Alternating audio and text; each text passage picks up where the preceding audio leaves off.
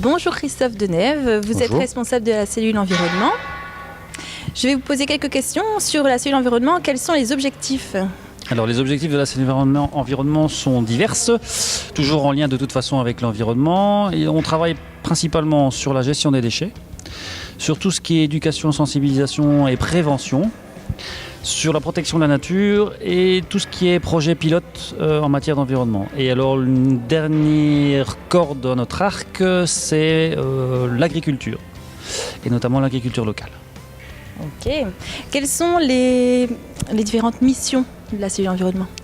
Alors, la mission première, c'est de permettre de gérer au quotidien la commune d'un point de vue environnemental respectable, ce qui n'est pas toujours évident. Les missions premières, en tout cas, de toute façon, c'est d'assurer, par exemple, pour les déchets, la collecte des déchets hebdomadaire chez les gens.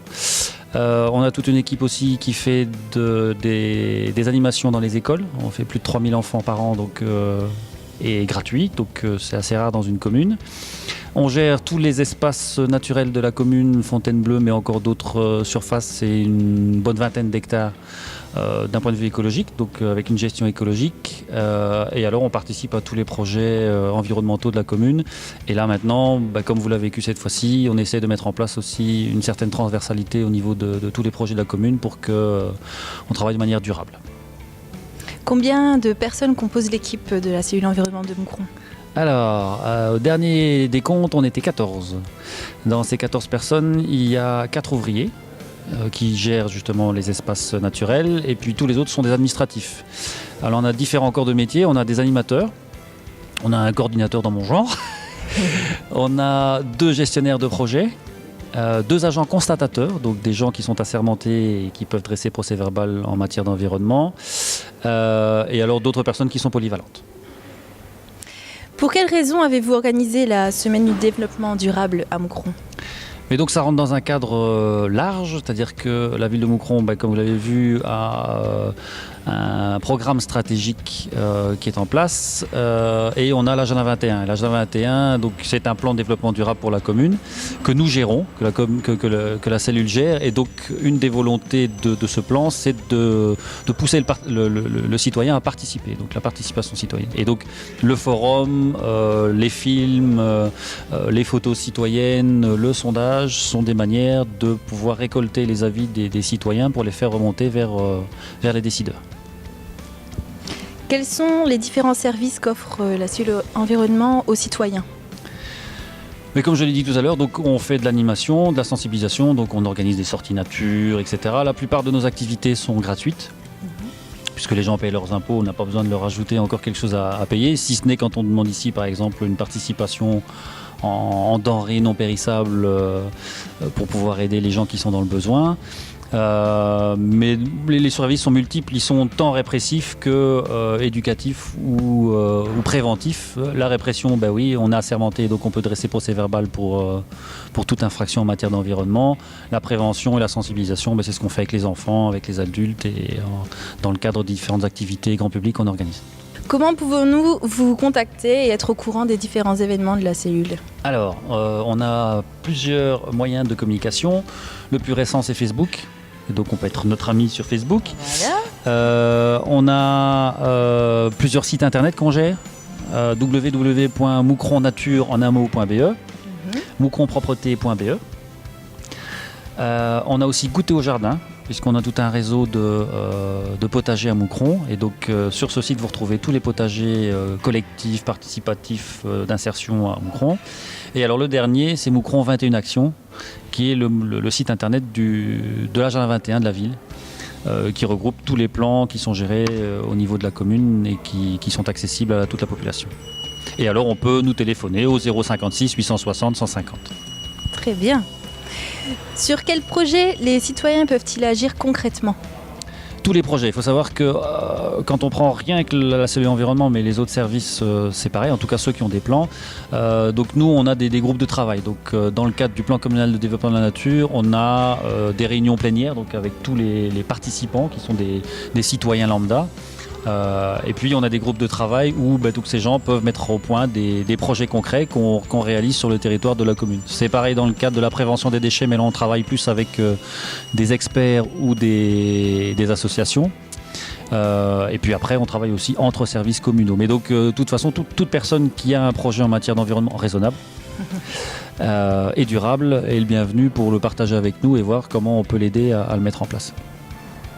Avez-vous un partenariat avec d'autres associations de la région ?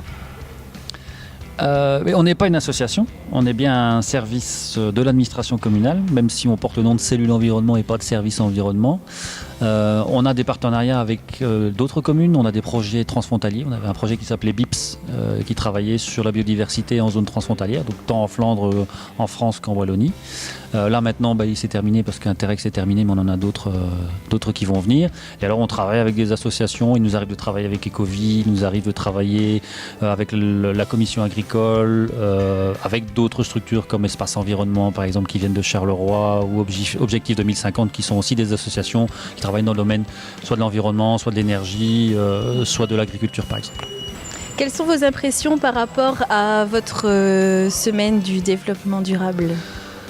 Alors l'impression de manière générale d'un point de vue humain très positif, ouais. Qu'on a eu beaucoup d'échanges constructifs avec des gens intelligents, en tout cas intéressés, et puis qui avaient des avis qui valaient la peine. Après sur le travail effectué et le résultat en quantité, on va dire ça comme ça, on peut être un petit peu mitigé. On n'est jamais déçu parce que ça fait pas partie de la philosophie de la maison. Mais on va remettre ça sur le travail, on va améliorer le système. Persévérer, je pense, pour l'année prochaine. On trouvera d'autres moyens. Ok. Y aura-t-il un deuxième festival du film durable également ? Alors c'est pas moi qui décide. Au-dessus de moi, il y a une échevine mais qui est déjà intéressée, et puis un collège et un conseil. Et donc, on proposera avec tout le groupe. Il n'y a pas que la cellule environnement qui décide. Il y a aussi le service prévention au niveau social, il y a le service mobilité. Tous ces gens-là font partie du groupe de travail, et donc on ne va pas décider tout seul. On va se réunir à la fin du mois de janvier pour débriefer par rapport à tout ce qu'on a fait là et faire de nouvelles propositions pour de nouveau faire participer le citoyen à l'évolution durable de la commune. Quels sont les futurs projets de la cellule environnement ? Voilà, ils sont top secrets, donc